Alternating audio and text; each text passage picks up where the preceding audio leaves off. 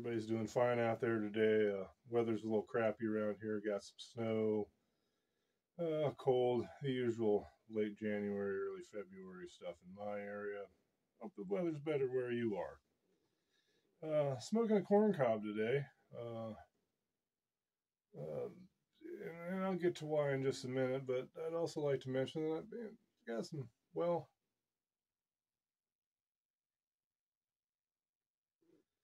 some peaches and cream that I acquired down at the Meerschaum factory in Missouri on my recent travels there, and it's quite good. It's an aromatic. I just watched a humorous video with another pipe smoker who knows way more about it than I do, trust me.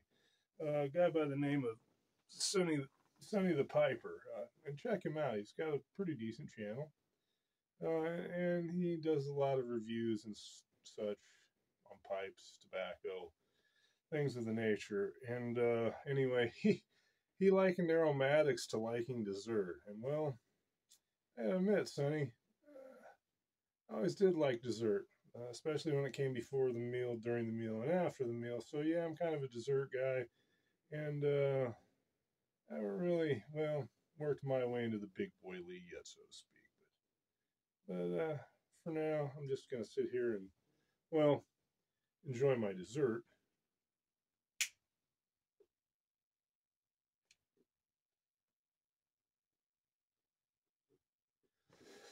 Anyway, back to why I'm smoking this corn cob today, and of course you can tell by the title. Daniel Boone's in it, and he has something to do with that. On our trip down to Missouri, we were by Defiance, Missouri, and we came across something on a little 2-lane road down there that Google had directed us. God bless Google. Daniel Boone's gravesite, a memorial. So we stopped, we saw, and it left me pretty interested. I had no idea Daniel Boone was, buried right here in the middle of nowhere. Apparently that's where things get a little bit murky. He, like much of his life, a lot of the stuff, if you do anything checking up on him, it's very, how would you say, over here you've got something, over there somebody says something different. And he admitted once, he said, with me the world is taking great liberties, and yet I have been but a common man. But was he? After all, he founded the Wilderness Road, originally named Boone's Trace after him. That went through the Cumberland Gap, Tennessee, Virginia area, and into what is now Kentucky. And that was him and 30, Rip Snorter Axemen. In about 1775, they headed that way. When they got to the other side, they found Fort Boonesboro. In his lifetime, he was a coroner. He was a sheriff. He was a 3-term Virginia General Assemblyman. And he was a blacksmith and obviously a successful hunter and trapper, as most of us probably recognize him or his name from. He did a lot of the hunt and trapping. He liked to spend a lot of months alone in the wilderness. And, who doesn't? Put the cell phone down, get away from everything, and just in general, enjoy nature. He also liked to frolic in a general jamboree, I found out. General jamboree and frolic. And who doesn't like a good frolic, right? Apparently, on one of his first hunting trips when he was a teenager, he sold all his hides and, his trappings. Sold them all, and like any good teenager on his first paycheck, he squandered it in general jamboree and frolic. I don't know what the hell that means in this day and age, but back then, I bet it was a real knee slapper. And to be honest, can you picture Daniel Boone dancing around in his coonskin cap and his buckskins and just generally blowing all his hard-earned money? First of all, let's get this straight. He did not wear a coonskin cap. He despised them, according to his son, He generally wore a flat-brimmed beaver felt, usually black, somewhat in like type that the Quakers might have been found wearing back in the time period.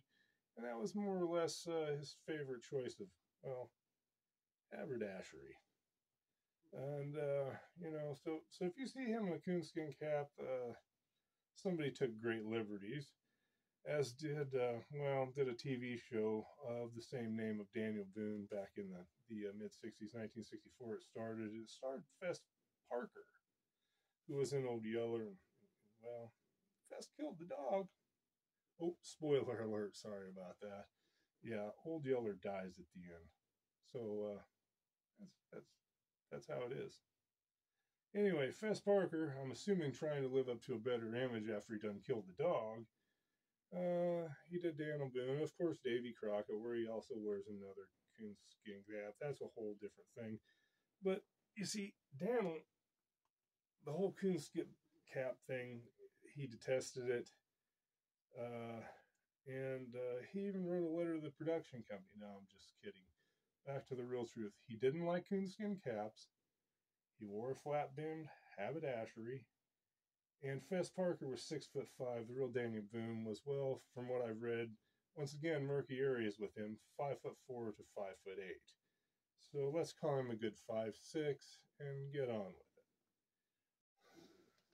it. And in getting on with it, there's only one known portrait of Daniel Boone, and that was done when he was 85 years old, just months before his death. So, if you see him in other things, such as the kind of famous one where he's holding the rifle, sitting next to his faithful companion, the dog, uh, that's just an artist, depiction of him. And there's many others, but there's only one true portrait.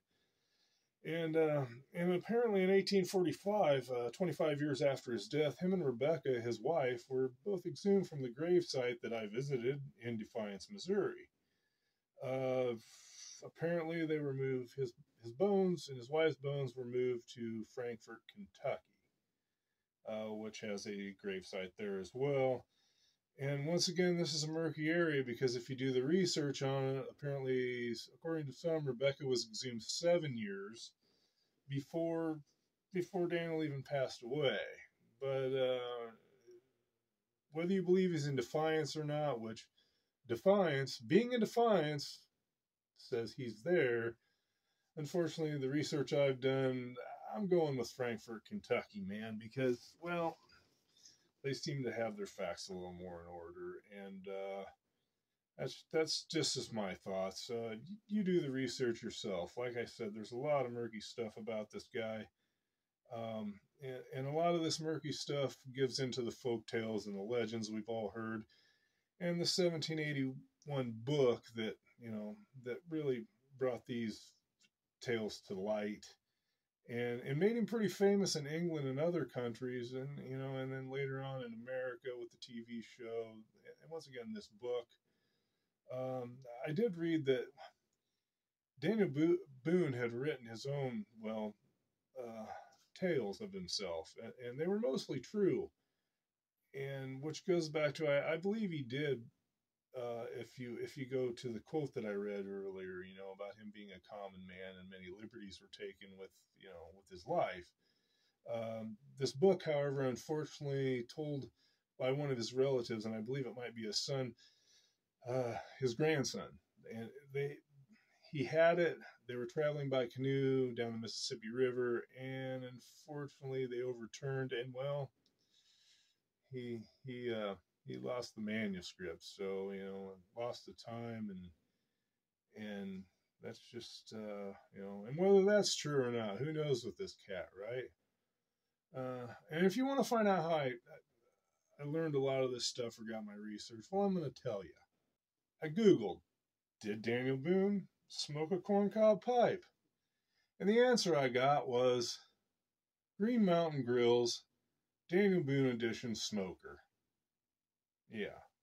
In the age of consumerism and the World Wide Web, instead of teaching us a little bit about, well, our founding fathers and some folklore, they wanted to sell me a grill. And I'm not going to lie to you, it's kind of a cool one. I looked it over a little bit. It's got Wi-Fi and everything. But I already got one. So back to the history lesson.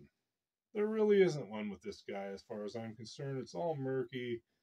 It's a lot of hearsay, a lot of folk tales, and some far truths in a TV show. And with that being said, before my haberdashery gets any more stretched from the swelling in my head from all this, I'm gonna smoke some more of this delicious dessert.